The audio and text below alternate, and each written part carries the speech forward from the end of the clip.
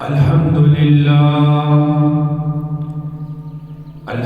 لله وحده والصلاة والسلام على من لا نبي بعده أما بعد فأعوذ بالله السميع العليم من الشيطان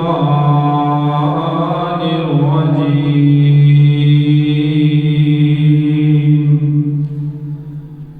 بسم الله وباسم عرش كتاب الله الرحمن الرحيم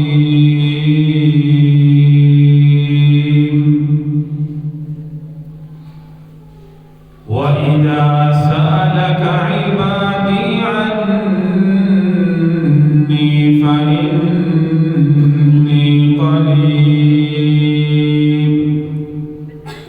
أجيب دعوة الداعي إذا دعاني فليستجيبوا لي وليؤمنوا بي لعلهم يرشدون. قال رسول الله صلى الله عليه وسلم التائب من الذنب كمن لا ذنب له أو كما قال عليه الصلاة والسلام. صدق الله مولانا العظيم. رب اشرح لي صدري ويسر لي أمري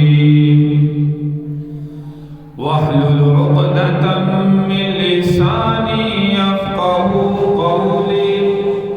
رب زدني علما رب زدني علما رب زدني علما. سبحانك لا علم لنا إلا ما علمتنا إنك أنت العليم الحكيم.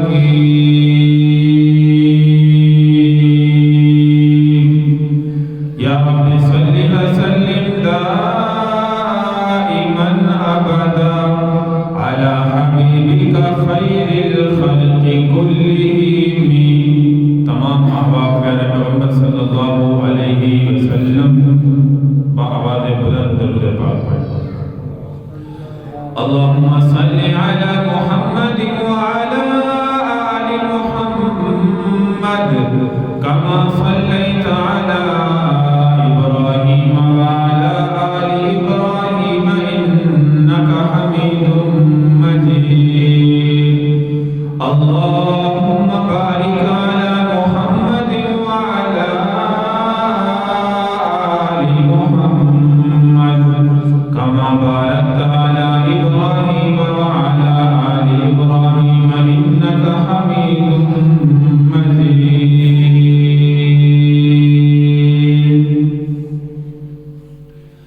قائد سجد کرام سامعین کرام بزرگوں دوستوں پردنشین ماں بہنوں، رمضان المبارک کا مہینہ ان قریب شروع ہونے والا ہے.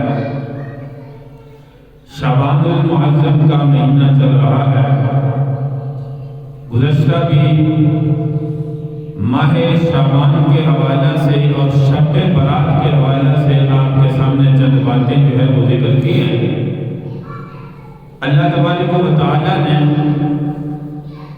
پورے سال کے اندر یہ چند راتیں ہمیں ایسی عطا کی ہیں جو عام راتوں سے زیادہ اجر و ثواب رکھتی ہیں.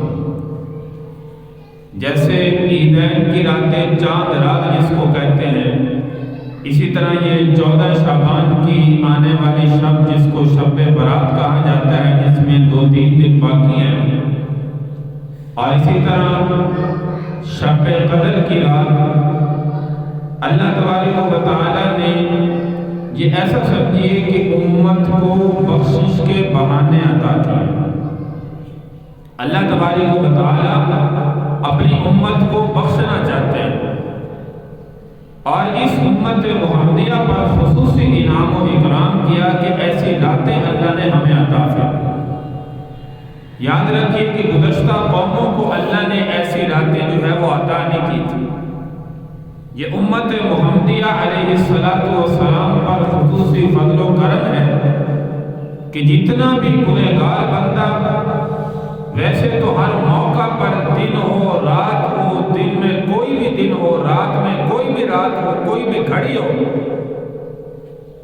مسلمان بندہ گنہگار امتی جب بھی اللہ کو پکارتا ہے تو اللہ تبارک و تعالی اس کی پکار کو سننے والے ہیں۔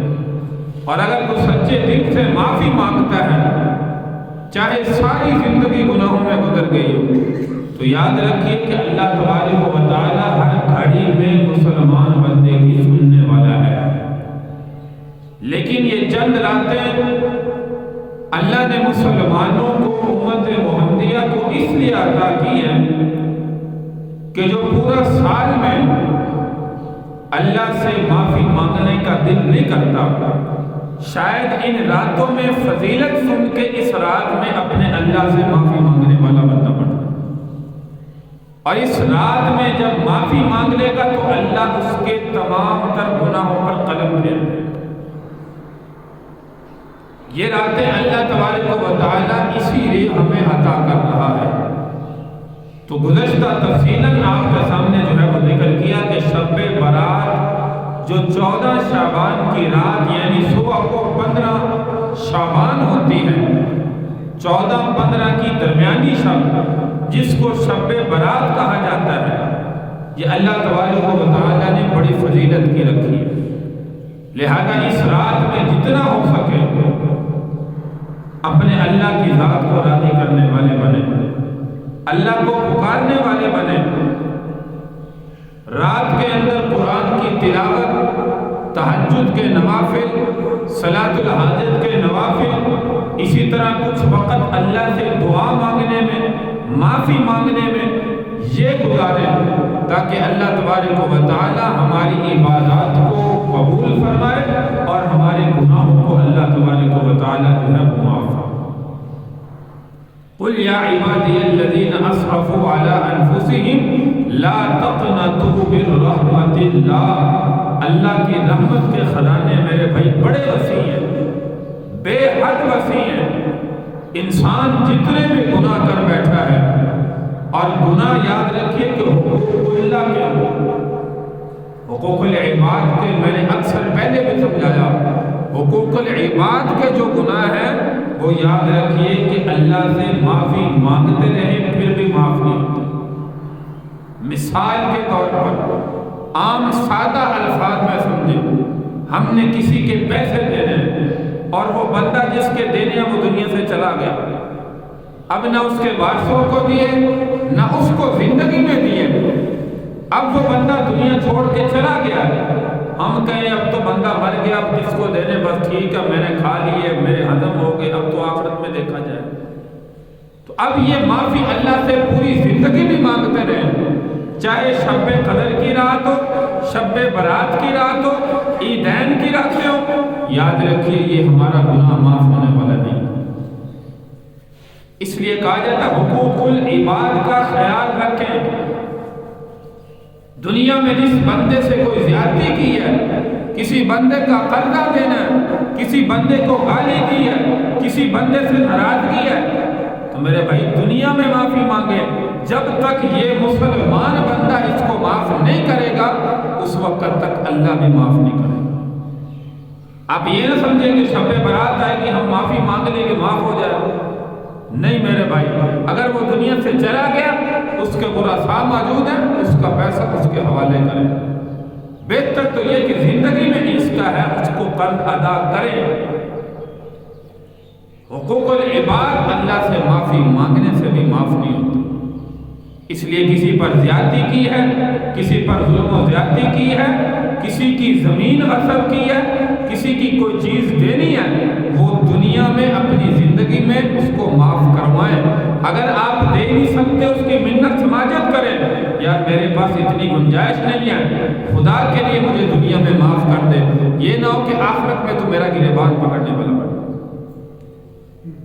اس لیے کہا جاتا ہے اگر کسی نے کسی کی کوئی چوری کی ہے وہ زندگی میں جا کے معافی مانگے کہ یار میں نے تیرے اتنے پیسے چوری کیے تھے، فلاں چیز چوری کی تھی، لہذا انسان کی زندگی کا کوئی پتہ نہیں، اس لیے خدا کے لیے مجھے معاف کر دے، میرے پاس دینے کی گنجائش نہیں ہے۔ آپ سچے دل سے جائیں گے تو بندے بھی جو ہے وہ معاف کر دیتے ہیں۔ اور گزشتہ میں نے کہا کہ 5 بندے ایسے ہیں جن کی بخشش ان راتوں کے اندر بھی پیارے پیغمبر صلی اللہ علیہ وسلم نے فرمایا کہ ممکن نہیں ہے۔ ان 5 بندوں میں سے بھی اگر بندے آپ جو ہے وہ یہ عادات ہمارے اندر ہیں تو اس سے پہلے جو ہے وہ معافی مانگ لیں کہ ہماری موت واقع نہ ہو، اگلا لمحہ شاید ہماری موت کا نہ ہو۔ اگر آپ کے دل میں کسی کے لیے بغض ہے، کینہ ہے، حسد ہے، اپنے اللہ سے معافی مانگے کہ یا اللہ آج تک اس بندے کے بارے میں میرے دل میں جو بھی بغض تھا، دشمنی تھی، برائی تھی، آج کے بعد میں توبہ کرتا ہوں، آج کے بعد میں اپنے دل میں کسی کے لیے بغض نہیں رکھوں گا۔ ہاں یہ اپنے اللہ سے آپ معافی مانگ سکتے ہیں اور آئندہ اپنے دل میں بغض اور کینے کو جگہ نہ دیں۔ اسی طرح شراب کے عادی ہیں تو شراب کی عادت چھوڑ کر سچے دل سے اپنے اللہ سے معافی مانگنے والے۔ یاد رکھیے یہ قرآن کا فیصلہ وَلَا تَعَاوَنُوا عَلَى الْإِثْمِ وَالْعُدْوَانِ۔ ایک ہے بندہ شراب پینے کا عادی، شراب پیتا ہے یا کوئی نشہ کرتا ہے، اور ایک بندہ ایسا ہے جو نشہ نہیں پیتا، گناہ نہیں کرتا، لیکن اس کو اس کے ساتھ اشارہ کرتا ہے، اس کے ساتھ ملا ہوا ہے، معاونت کرتا ہے، مدد کرتا ہے۔ کوئی بندہ پوچھتا ہے کہ فلاں نشہ وہ چیز کہاں سے ملے گی، یہ بندہ کہتا ہے فلاں بندے سے تجھے ملے گی اور کہیں سے نہیں ملے گی، فلاں بندے کے پاس جاؤ۔ اب یہ جو راستہ بتا رہا ہے، یاد رکھیے یہ بھی اس کے ساتھ برابر کا شریک ہے۔ اللہ کا قرآن کہتا ہے وَلَا تَعَاوَنُوا عَلَى الْإِثْمِ وَالْعُدْوَانِ، گناہ پر کسی کی معاونت بھی جو ہے وہ نہ کرو۔ وَتَعَاوَنُوا عَلَى الْبِرِّ وَالتَّقْوَى وَلَا تَعَاوَنُوا عَلَى الْإِثْمِ وَالْعُدْوَانِ وَاتَّقُوا اللَّهَ إِنَّ اللَّهَ شَدِيدُ الْعِقَابِ۔ اللہ سے ڈرو، گناہ کے معاملے میں کسی کی معاونت بھی نہ کرو، اگر معاونت کرو گے تو یاد رکھو کہ تم بھی اس کے ساتھ برابر کے شریک ہو۔ اب یہ بندہ یہ نہ سمجھے کہ میں کون سا پی رہا ہوں، میں کون سا یہ گناہ کر رہا ہوں، میں کون سا زنا کر رہا ہوں، میں کون سا چوری کر رہا ہوں، میں کون سا ڈکیتی کر رہا ہوں، میں کون سا جو ہے یہ فلاں غلط کام کر رہا ہوں، میں نے تو صرف اس کو بتایا۔ تو یاد رکھیے بتانے والا بھی اس کے ساتھ مکمل جو ہے وہ شریک ہے، اس کے ساتھ بھی وہی حد لگے گی جو اس کے ساتھ لگے گی۔ اللہ کے دربار میں اس کی بھی پکڑ ہوگی۔ اس لیے میرے بھائی کسی بھی گناہ پر، یہ میں نے ایک عام مثال دی ہے، کوئی بھی دنیا میں گناہ ہے، اگر کوئی بندہ معاملت کرتا ہے تو وہ برابر کا اس کے ساتھ جو ہے وہ شریک ہوتا ہے۔ جیسے فرمایا کہ حدیث پاک کے اندر ایک تیر کو میدان جہاد میں چلانے والا مرد مجاہد مسلمان اس تیر کو جب ایک کافر پر چلاتا ہے وہ کافر جہنم رسید ہوتا ہے۔ اس تیر کی وجہ سے 3 بندے جو ہے وہ جنت کے اندر جائیں۔ وہ کیسے؟ صحابہ نے پوچھا یا رسول اللہ وہ کس طریقے سے؟ تو پیارے پیغمبر صلی اللہ علیہ وسلم نے فرمایا ایک جس بندے نے اس تیر کو بنایا ہے، اور دوسرا وہ بندہ جس نے یہ تیر خرید کر مجاہد کے حوالے کیا، اور تیسرا مجاہد چلانے والا تیر کو۔ آج کل کے حساب سے جو ہے وہ ہمارے ہاں جو ہے وہ اسلحے کا نظام ہے، تو گولی کو یا اس ہتھیار کو بنانے والا، اس کو خرید کر مجاہد کو دینے والا اور مجاہد چلانے والا، یہ 3 بندے فرمایا کہ اس نیکی کی وجہ سے جو ہے وہ جنت کے اندر جائیں گے۔ تو اسی طرح میرے بھائی اگر کوئی گناہ میں مبتلا ہے، گناہ پر معاونت کرنے والا بھی یاد رکھیے وہ برابر کا شریک ہے۔ جیسے یہ 3 بندے جنت میں جانے والے ہیں، اگر گناہ پر معاونت کرنے والا کوئی مسلمان ہے تو وہ 3 بندے اس طرح ہلاکت کا سبب بننے والے ہیں۔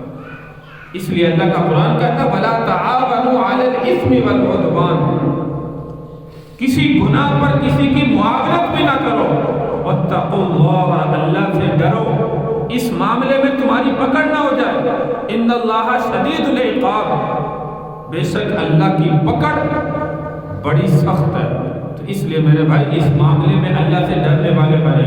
آپ شراب کی عادی ہیں، شراب چھوڑ کے اللہ سے معافی مانگے، میں نے کہا ان راتوں میں اللہ ایسے بندے کی بخشش نہیں کرتا۔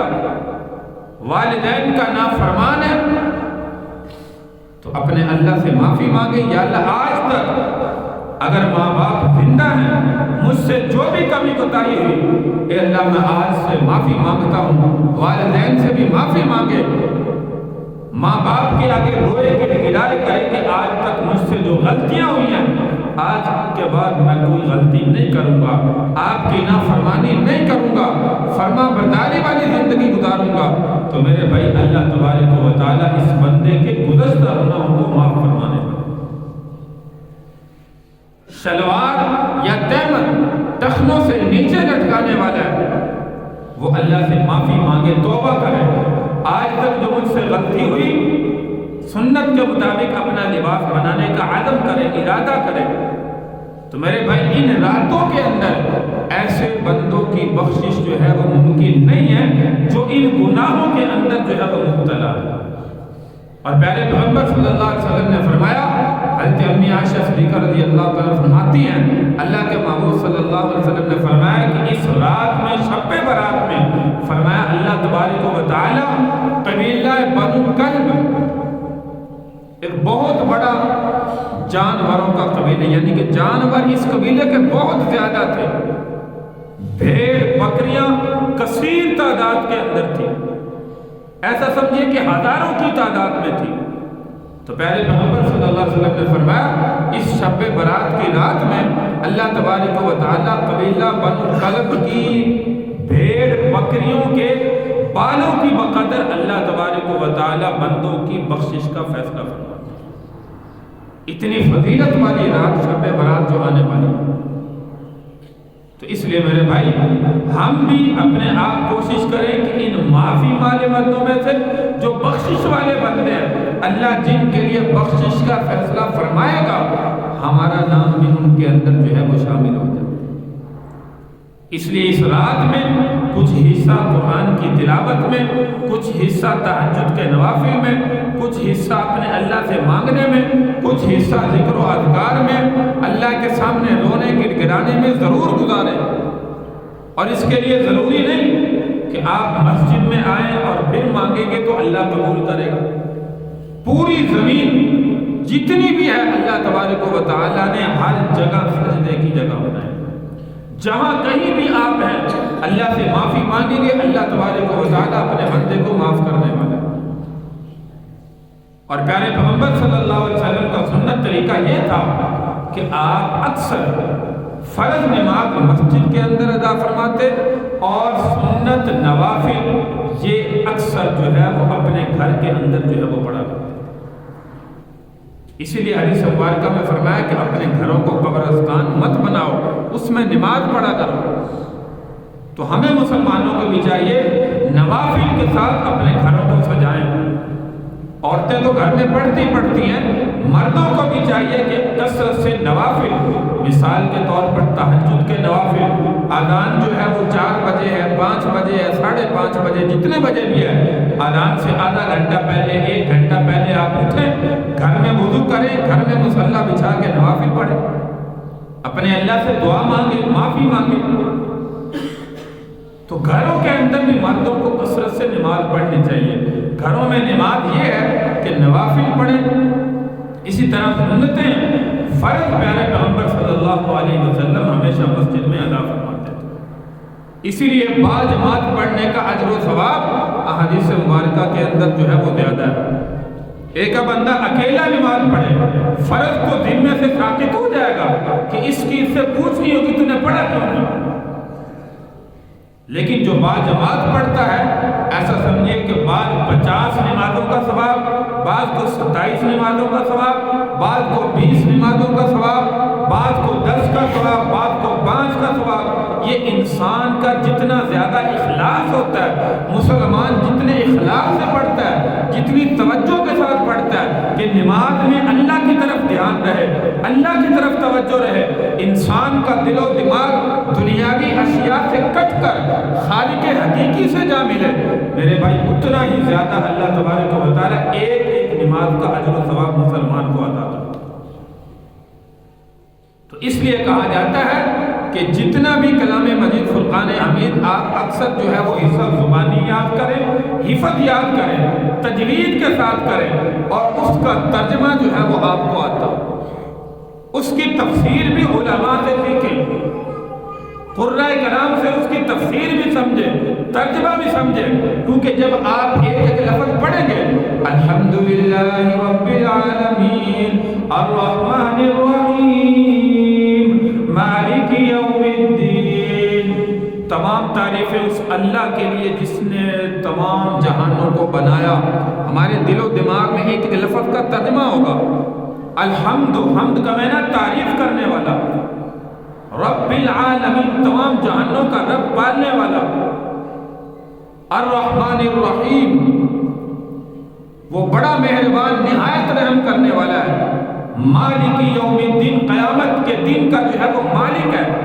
فیصلے کے دن کا مالک ہے، ایاک نعبد و ایاک نستعین اہدنا الصراط المستقیم صراط الذین انعمت علیہم، تیری ہی عبادت کرتے ہیں اور تجھ ہی سے مدد طلب کرتے ہیں، ایاک نعبد و ایاک نستعین، اے اللہ تیری ہی عبادت کرتے ہیں، تجھ ہی سے مدد طلب کرتے ہیں۔ یہاں پہ سید عبد المجید ندیم شاہ صاحب کا جملہ جو ہے وہ یاد آیا، اللہ ان کی قبر پر کروڑوں رحمتیں نازل فرمائے، وہ عوام کو اس انداز سے ترجمہ سکھاتے تھے، کہتے تھے تیری ہی عبادت کرتے ہیں، یہ نہ کہو تیری بھی عبادت کرتے ہیں، وہ کہتے تھے بھی کے شرک کو ختم کرو، ہی کی ضرب اپنے دل میں لگاؤ کہ صرف اللہ ہی ہمارا معبود ہے، اس کے علاوہ کوئی معبود نہیں۔ جب ہمارا دل اس بات کو تسلیم کر لے گا کہ اللہ ہی سے سب کچھ ہوتا ہے، تو بندہ دنیا کی تمام تر چیزوں سے جو ہے وہ بالا تر ہوتا ہے۔ صراط الذین انعمت علیہم، اب اللہ تبارک و تعالیٰ نے دیکھیے، اب یہ ایک ایک لفظ کا ترجمہ جب ہمارے دل و دماغ میں ہوگا، ہم قرآن کی تلاوت نماز میں کر رہے ہیں یا امام صاحب کر رہے ہیں اس کے پیچھے کھڑے ہو کے سن رہے ہیں، تو ہمیں بھی پتا ہوگا کہ امام صاحب یہ پڑھ رہے ہیں، اللہ قرآن میں یہ کہہ رہے ہیں اہدنا الصراط المستقیم، اے اللہ ہدایت فرما ہمیں سیدھے راستے کی، کون سا راستہ؟ صراط الذین انعمت علیہم، راستہ ان لوگوں کا جن پر تیرا انعام ہوا، جو تیرے انعام یافتہ ہے، غیر المغضوب علیہم ولا الضالین،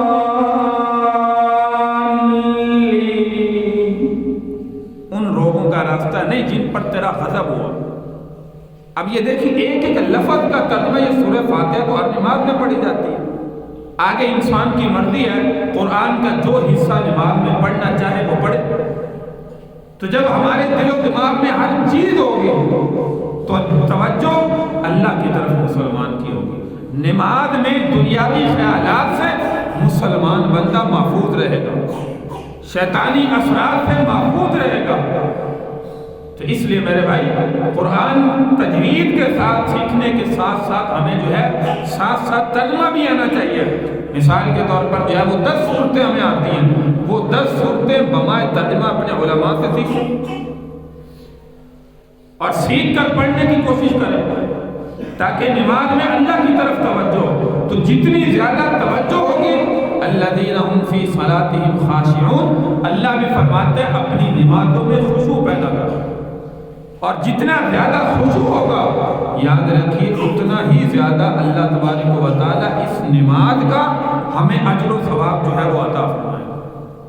اور جب نماز میں ہم نیت مانیں گے اللہ اکبر، فوراً کاروبار کے خیالات دماغ میں آ گئے، میں اپنی دکان سے اٹھ کے آ رہا ہوں، کاروبار سے اٹھ کے آ رہا ہوں، اب دماغ میں آئے گا میں نے اب جا کے فلاں چیز لینی ہے، اتنے گاہک آ رہے ہیں وہ کھڑے نہ ہوں، باہر کھڑے ہو کے انتظار کرتے کرتے دکان بند ہے دیکھ کے چلے نہ جائیں، میرا اتنا نقصان نہ ہو جائے، میں نے یہاں سے اب شہر میں جانا ہے، فلاں کام کرنا ہے، اپنے کھیتی باڑی کو سنبھالنا ہے، یہ کرنا ہے۔ اب یہ سارے دل و دماغ میں باتیں جو ہے وہ ہمارے کاروبار کے خیالات جب نماز میں آئیں گے تو ہمارے نماز میں اجر و ثواب کیا رہے گا؟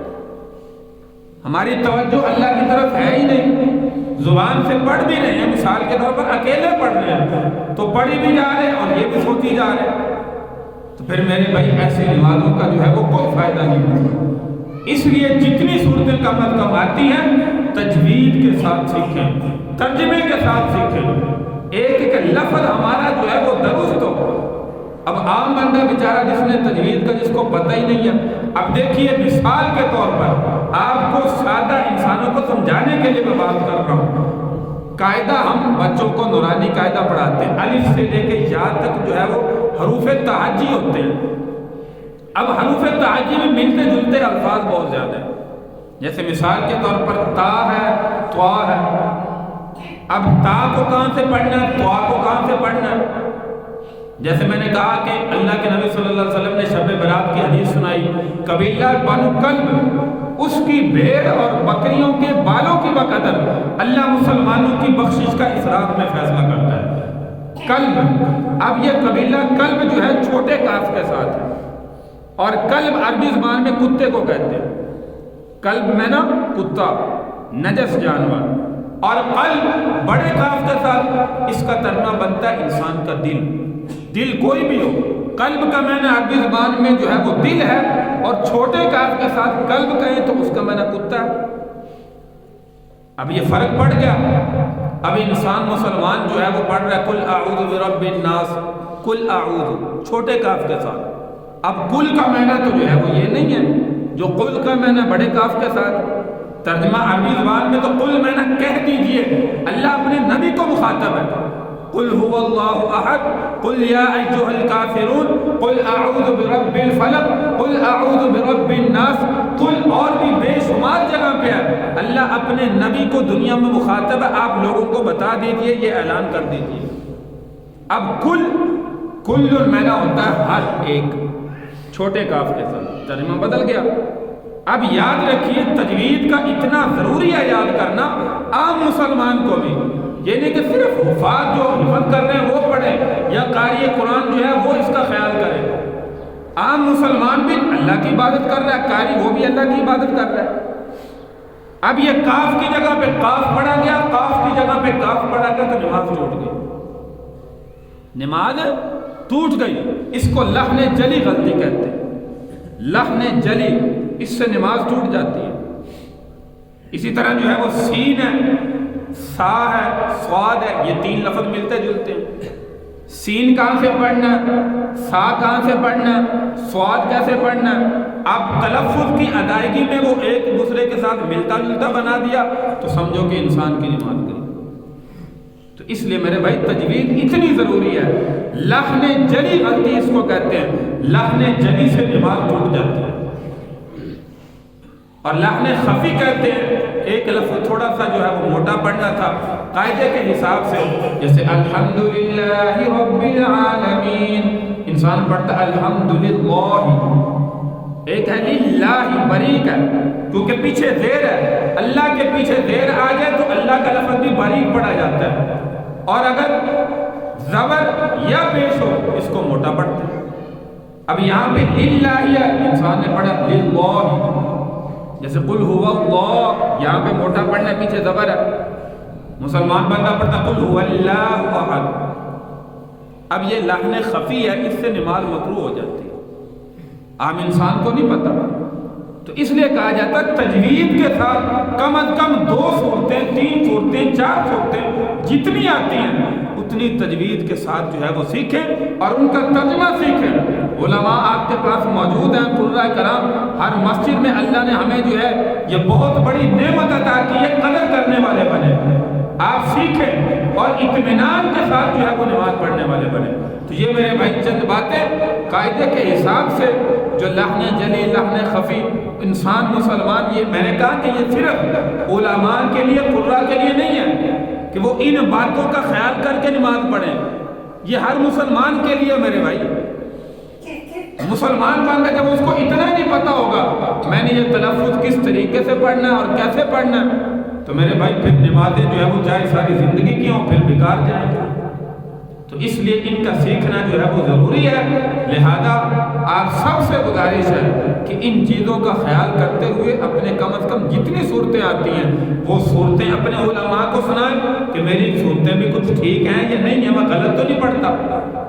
باقی جیسے دنیاوی کاروبار کا ہم خیال کرتے ہیں کہ میرا یہ کام نہیں چل رہا، ہم دوستوں سے مشورہ لیتے ہیں کہ بھائی میں اس معاملے میں کیا کروں، تو دین کے معاملے میں مشورہ لیا کریں، دین کے معاملے میں بھی سوچیں کہ میں ساری زندگی سے جو نمازیں پڑھ رہا ہوں، دعائے قنوت ہے، نماز جنازہ کی دعائیں ہیں، بیت الخلاء آنے جانے کی دعائیں ہیں، کھانے پینے کی دعائیں ہیں، اٹھنے سونے جاگنے کی دعائیں ہیں، بازار میں جانے کی دعائیں ہیں، سواری پر بیٹھنے کی دعائیں ہیں، یہ ساری مجھے آتی ہیں یا نہیں آتی؟ آتی ہیں تو کس طریقے سے آتی ہیں؟ یہ ہمیں زندگی میں میرے بھائی خود سوچنا چاہیے اور اپنے علماء کے پاس بیٹھ کر ان کو درست کرنے کی کوشش کریں۔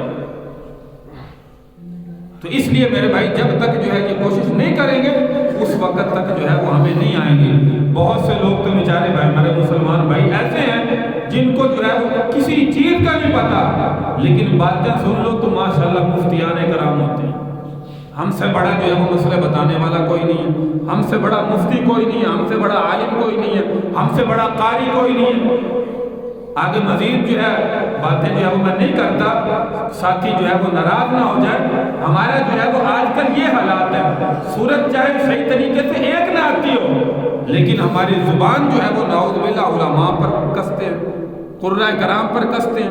تو میرے بھائی کم از کم ہمیں اتنی نماز تو آنی چاہیے، نماز تو سیکھیں، ہمیں نماز بھی صحیح آتی کہ نہیں اس کی فکر کریں، نہ کہ یہ فکر کریں کہ وہ بندہ کیسا ہے، فلاں مولوی کیسا ہے، فلاں عالم کیسا ہے۔ ہم سے آخرت میں یہ سوال نہیں کیا جائے گا فلاں مولوی صاحب ایسا کیوں کر رہا تھا، فلاں وہ کیوں ایسا کر رہا تھا، اپنے عمل کے بارے میں ہم سے پوچھا جائے گا۔ تو بتا تو نے نمازیں اپنی کتنی صحیح پڑھی ہیں، کتنی غلط پڑھی ہیں، تو دنیا میں کیا کرتا رہا۔ اس لیے جب ہم سے ہمارے بارے میں پوچھا جائے گا تو میرے بھائی ہمیں اپنے آپ کی فکر جو ہے وہ کرنی چاہیے۔ ہاں جتنا ہو سکتا ہے جن کی اصلاح کی ضرورت ہے، کسی کو دیکھا فلاں غلط کام کر رہا ہے، یہ مسلمان کا حق ہے، جتنی طاقت رکھتا ہے اس کو روکے، ہاتھ سے روکنے کی طاقت رکھتا ہے ہاتھ سے روکے، زبان سے کہنے کی طاقت رکھتا ہے زبان سے روکے، اگر زبان سے بھی روکنے کی طاقت نہیں تو پیارے پیغمبر صلی اللہ علیہ وسلم نے فرمایا اس کو دل میں برا سمجھے، یہ مسلمان کا حق ہے۔